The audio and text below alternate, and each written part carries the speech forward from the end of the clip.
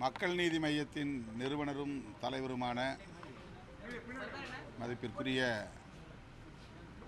திரு கமல்ஹாசன் அவர்களை நேரிலே சந்தித்து விடுதலை சிறுத்தைகள் கட்சியின் சார்பில் எமது வாழ்த்துக்களை தெரிவித்தோம். மதசார்பற்ற முற்போக்கு கூட்டணியின் ஒரு அங்கமாக மக்கள் நீதி மையம் இணைந்து இயங்கி வருகிறது.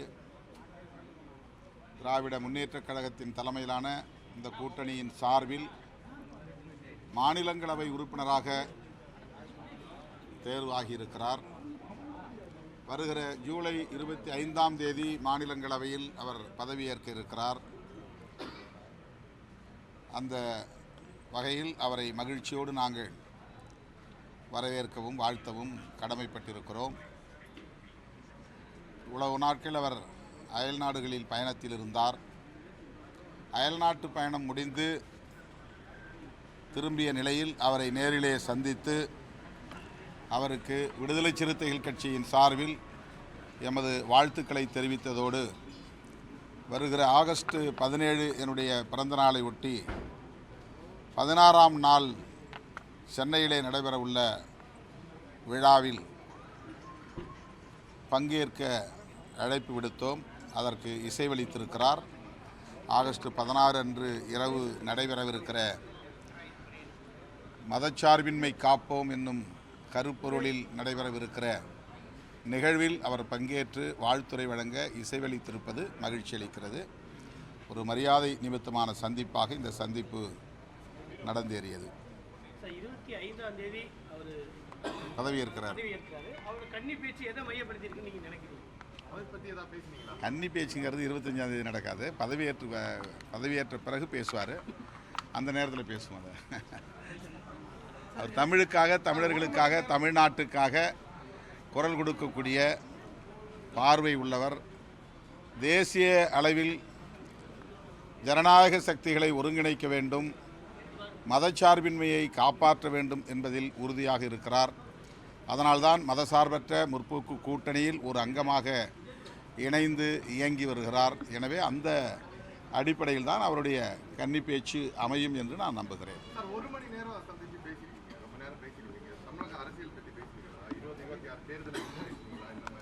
26 சட்டமன்ற பொதுத் தேர்தல் குறித்து நாங்கள் எதுவும் பேசவில்லை.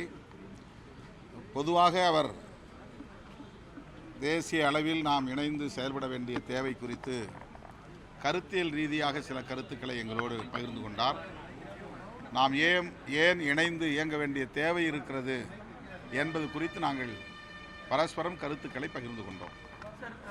தமிழ்நாட்டில் அடுத்த வருஷம் எலெக்ஷன் ஆனாலும் ரொம்ப ஏர்லியாகவே இந்த முறை அரசியல் களம் சூடு பிடிக்க தொடங்கிடுச்சு. பிரச்சாரம் எல்லாம் தொடங்க ஆரம்பிச்சிட்டாங்க. இந்த 26 எலெக்ஷனை ஒரு புது எலெக்ஷன், ஒரு டஃப் எலெக்ஷனாக இருக்கும்னு நீங்கள் பார்க்குறீங்க? இல்லை, அந்த மாதிரியான ஒரு தோற்றம் உருவாக்கப்படுகிறது. ஆனால் அது உண்மை அல்ல. திமுக தலைமையில் ஒரு கூட்டணி இங்கே வலுவாக இருக்கிறது. திமுகவை எதிர்ப்பவர்கள் இன்னும் ஒரு கூட்டணி வடிவத்தையே பெறவில்லை. அதிமுகவும் பாஜகவும் கூட இன்னும் முரண்பாடாக பேசிக்கொண்டிருக்கிற நிலையைத்தான் நாம் பார்க்கிறோம். மற்ற கட்சிகள் எந்த கூட்டணியிலும் சேரவில்லை, கூட்டணியை உருவாக்குகிற முயற்சியிலும் ஈடுபடவில்லை. திமுகவை எதிர்க்கிற சக்திகள் சிதறி கிடக்கிறார்கள் என்பதுதான் உண்மை. ஆகவே திமுக தலைமையிலான கூட்டணி முதல்வர் அவர்கள் சொல்வதைப் போல ஓரணியில் தமிழ்நாடு என்கிற அடிப்படையில் வலுப்பெற்று வருகிறது. இவ்வளவு அவமானப்பட்டு ஏன் திமுக கூட்டணியில் இருக்கீங்க அப்படின்னு எதிர்கட்சி தலைவர் விமர்சனம் வைக்கிறார். கொடியேற்ற முடியல, மாநாட்டுக்கு அனுமதி கிடைக்கல, இவ்வளவு அவமானப்பட்டு ஏன் திமுக கூட்டணியில் இருக்குன்னு சொல்லி நீங்க அதிமுக கூட்டணிக்கு வந்து ரத்தின கமலம் வச்சு வரவேற்பேன் அப்படின்னு உங்களை மையப்படுத்தி, இடதுசாரியை மையப்படுத்தி ஒரு கேள்வி எழுப்பியிருக்காரு. இதுவெல்லாம் கூட்டணியில், திமுக தலைமையிலான கூட்டணியில் ஒரு குழப்பத்தை உருவாக்குவதற்கான முயற்சியை தவிர அதில் வேறு எந்த உண்மையும் இல்லை, அல்லது வலுவான ஒரு வாதமும் இல்லை. கட்சி நெருக்கடிகளை சந்தித்து தான் வளர முடியும். அதிமுக ஆட்சியிலும் எங்களுக்கு நெருக்கடி இருந்தது. அதுபோல் ஒவ்வொரு காலகட்டத்திலும் நெருக்கடிகளை சந்தித்து அங்குலம் அங்குலமாக நாங்கள் எங்களை வலுப்படுத்தி வந்திருக்கிறோம். இன்றைக்கு ஒரு அங்கீகாரத்தையும் பெற்றிருக்கிறோம். இதை பொதுவெளியில் நாங்கள் சொல்லுவதால் அவமானப்படுகிறோம் என்பதை போன்ற ஒரு தோற்றத்தை அவர்கள் ஏற்படுத்த முயற்சிக்கிறார்கள். அது உண்மை அல்ல.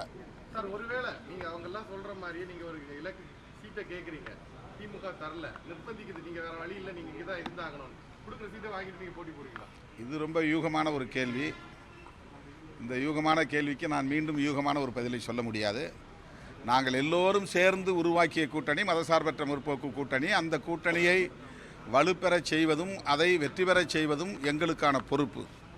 அது திமுகவுக்கு மட்டுமுள்ள பொறுப்பு அல்ல. திமுக கூட்டணியில் அங்கம் வகிக்கக்கூடிய ஒவ்வொரு கட்சிக்கும் மக்கள் நீதி மையம் உட்பட அந்த கூட்டணியை வெற்றி பெற வைக்க வேண்டியது எங்கள் பொறுப்பு. எங்களுக்கு இடையிலே எத்தனை தொகுதிகளை பகிர்ந்து கொள்கிறோம் என்பது எங்களுக்கு இடையிலான பேச்சுவார்த்தையில் அது முடிவாகும். அது சுமூகமான முடிவாகத்தான் இருக்கும். திமுக தலைமையான கூட்டணிக்கும் அதிமுக தலைமையான கூட்டணிக்கும் தான் இந்த 26 தேர்தலில் போட்டி அப்படின்னு சொல்லியிருக்கீங்க. அதே நேரத்தில் இந்த ஒரு அங்கீகாரம் பெற்ற ஒரு கட்சியை நெக்லெக்ட் பண்ணிட முடியுமா நாம் தமிழர் அல்லது ஒரு விஜய் மாதிரி ஒரு ஃபேக்டர் புதுசாக வராங்க? தேர்தல் ஒவ்வொருத்தரும் ஒவ்வொரு சக்தியை பெற்றிருந்தாலும் கூட தேர்தல் போட்டி என்பது இருதுருவ போட்டியாகத்தான் இதுவரையில் நடந்திருக்கிறது. இந்த தேர்தலும் அப்படித்தான் நடக்கும்.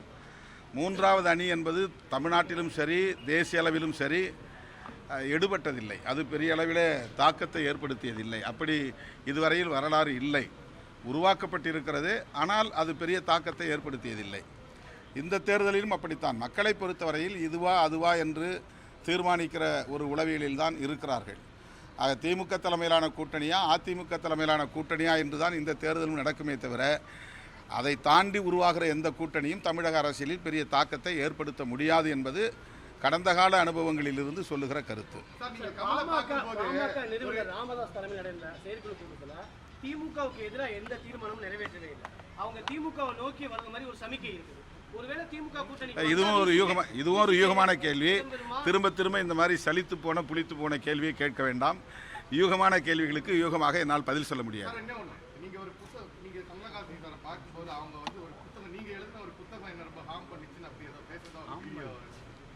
ஆம் பண்ணலங்க, அந்த அளவு தாக்கத்தை ஏற்படுத்தி ஒரு கருத்தை அண்ணனுடைய புத்தகங்கள் பெரிய தாக்கத்தை உருவாக்கி இருக்கிறது.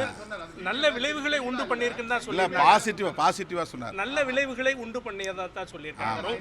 ரொம்ப கவர்ந்தது அண்ணனோட எழுத்துக்கள். எல்லா புத்தகங்களும் அவ்வப்போது சந்தர்ப்பம் கிடைக்கிறப்ப படிச்சிருக்கிறேன். உங்களுடைய சிந்தனைகள் எனக்கு உள்ள ஒரு தாக்கத்தை ஏற்படுத்தி இருக்கிறது அப்படின்னு ஒரு ஃப்ரெண்ட்லியாக சொன்னார். அவ்வளோதான். சால்வெல்லாம் போட வேண்டாம், அந்த ஃபார்மாலிட்டி வேண்டாம், உடலால் என்னை போர்த்துங்கள் அப்படின்னு சொன்னார். சால்வையால் போர்த்த வேண்டாம், உடலால் போர்த்துங்களே என்னை கட்டி தழுவினார். ஒரு அண்ணன் தம்பியாக இருப்போம் என்கிற அந்த உணர்வை வெளிப்படுத்தினார். அதில் என்ன டவுட்டு? அங்கீகாரம் பெற்ற கட்சிங்க எங்களுக்குன்னு ஒரு சின்னம் ஒதுக்கிட்டாங்க. அந்த சின்னத்தை இப்போ அந்த கேள்வியே வந்து பொருத்தமில்லாத கேள்வி. ரைட்.